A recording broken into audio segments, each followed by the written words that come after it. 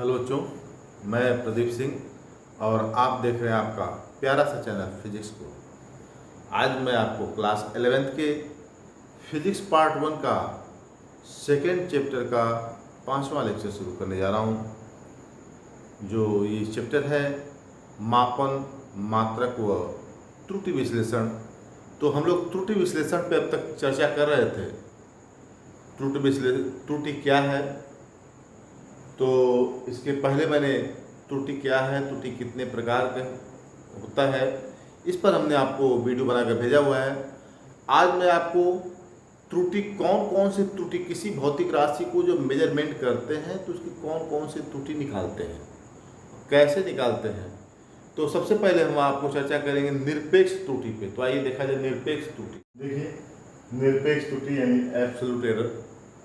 तो जब आप एक्सपेरिमेंट करते हैं तो एक्सपेरिमेंट करने के दौरान आप रीडिंग लेते हैं, तो रीडिंग जो हमारा पाठ्यांक हमको जो मिलता है, अगर यह मान जो रीडिंग जो प्रेक्षण कर रहे हैं, यह प्रेक्षित मान यानी प्रायोगिक मान इसको कहते हैं, प्रायोगिक मान और वास्तविक मान में अगर अंतर आ रहा है किसी भी भौतिक राशि का मापन के दौरान, मेजरमेंट के दौरान, एक्सपेरिमेंट के दौरान, अगर उसके वास्तविक मान और प्रायोगिक मान में अंतर आ रहा है तो इसी अंतर को हम क्या कहते हैं, निरपेक्ष त्रुटि कहते हैं।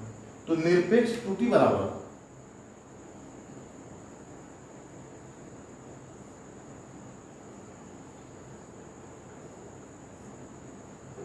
वास्तविक मान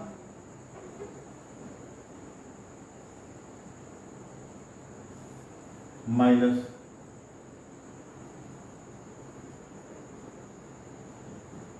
प्रायोगिक।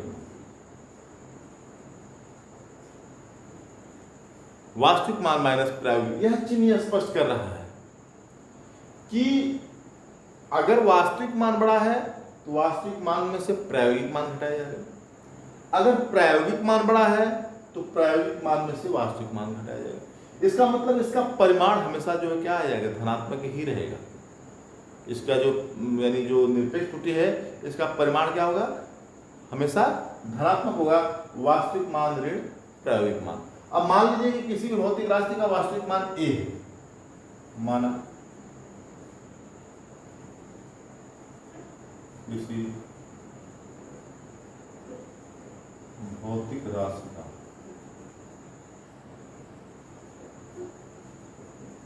वास्तविक मान a है, और n बार प्रयोग करने के दौरान हर बार उसका जो है जो प्रायोगिक मान अलग अलग आ रहा है, लिख लें n बार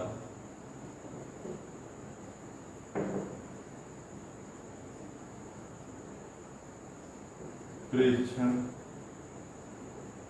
करने के बाद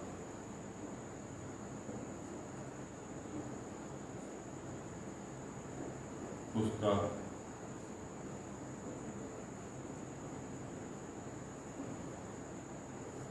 प्रायोगिक मान A1, A2, A3, AN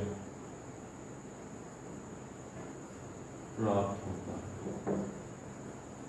आपने n बार प्रयोग किया, n बार एक्सपेरिमेंट किया उसका मान ज्ञात करने के लिए। पहली बार किया आपने तो उसका मान A1 आया, दूसरी बार किया आपने तो A2 आया, तीसरी बार किया आपने तो A3 आया, nवीं बार कर रहे हैं तो AN आ रहा है। तो हर बार अगर प्रायोगिक मान में अंतर आ रहा है तो हर बार जो है क्या होगा, निरपेक्ष त्रुटि के मान में अंतर आएगा। तो अगर निरपेक्ष त्रुटि क्रम से delta A1, delta A2, delta A3, तो डेल्टा A1 बराबर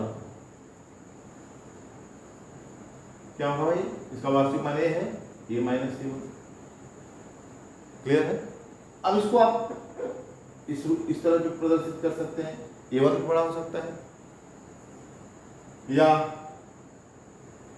इसको इस तरह करिए, चाहे इसको ऐसे कर दीजिए। इसको करने का मतलब कि इसका परिमाण हमेशा क्या हो जाएगा, धनात्मक ही रहेगा। इसी प्रकार delta A2 equal to A minus A2, delta A3 A minus A3।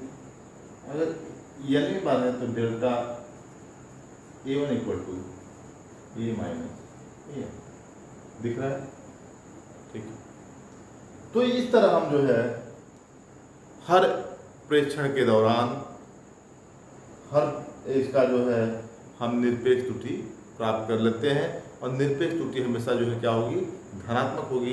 और धनात्मक होगी उसके लिए हम कहें बताएं आपको कि अगर प्रायोगिक मान का बड़ा है तो प्रायोगिक मान में से वास्तविक मान घटाया जाता है, अगर वास्तविक मान बड़ा है तो वास्तविक मान में से प्रायोगिक मान घटाया जाए। ठीक है, लिख लीजिए इसको।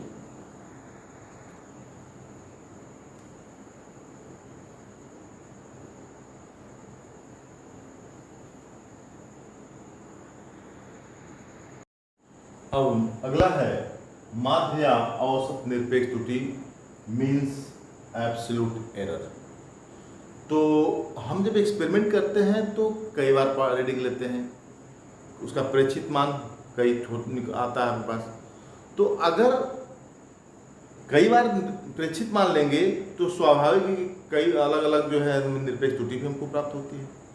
अगर n बार आपने एक्सपेरिमेंट किया तो n बार आपने प्रायोगिक मान लिया और हर बार प्रायोगिक मान डिफरेंट आ रहा है, तो स्वाभाविक है कि निरपेक्ष त्रुटि भी अलग अलग आएगा।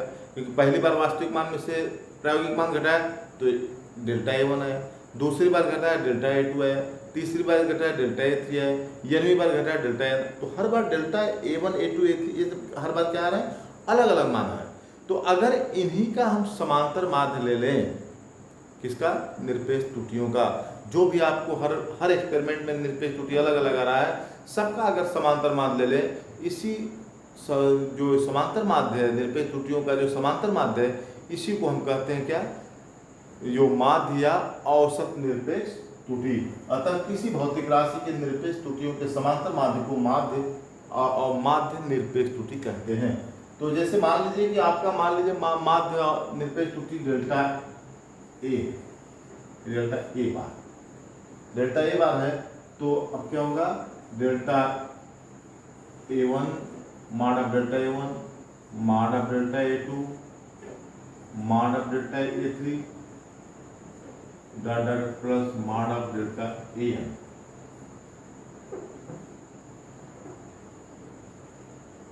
Upon n। समांतर माध्य ऐसे निकालते हैं कि जितनी बार आपने एक्सपेरिमेंट किया हर बार अलग अलग निरपेक्ष त्रुटियां है, सभी निरपेक्ष त्रुटियों के जो परिमाण को हमने जोड़ दिया और जोड़ करके क्या किया, n से डिवाइड कर दिया। ये हमको जो है क्या प्राप्त हुआ, माध्य निरपेक्ष त्रुटि। इसको हम ऐसे भी लिखते हैं 1/n समेशन I बराबर 1 to I बराबर n डेल्टा A, इसके बराबर डेल्टा A बार। ये माध्य या औसत निरपेक्ष, लिख लीजिए इसको। ठीक है, तो अब हम मिटाते हैं। ये हम लोग सापेक्ष या भिन्नात्मक त्रुटि के बारे में समझा जाए।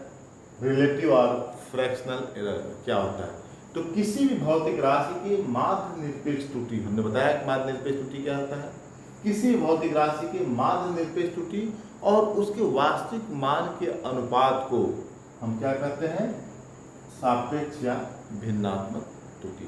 उसके वास्तविक मान मतलब माध्य निरपेक्ष त्रुटि और वास्तविक मान के अनुपात को हम क्या कहेंगे, सापेक्ष या भिन्नात्मक त्रुटि। अब इसको हम ये कैसे लिखेंगे, सापेक्ष त्रुटि बराबर ये आपका delta A bar upon delta A बार क्या है, यानी लिख लीजिए डेल्टा ए बार बराबर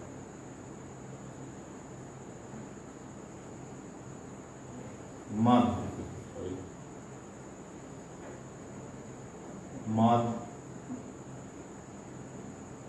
निरपेक्ष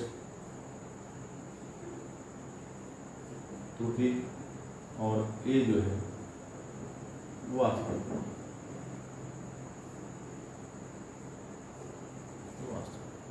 ठीक है, इसको लिख लीजिए फिर आगे बढ़ते हैं।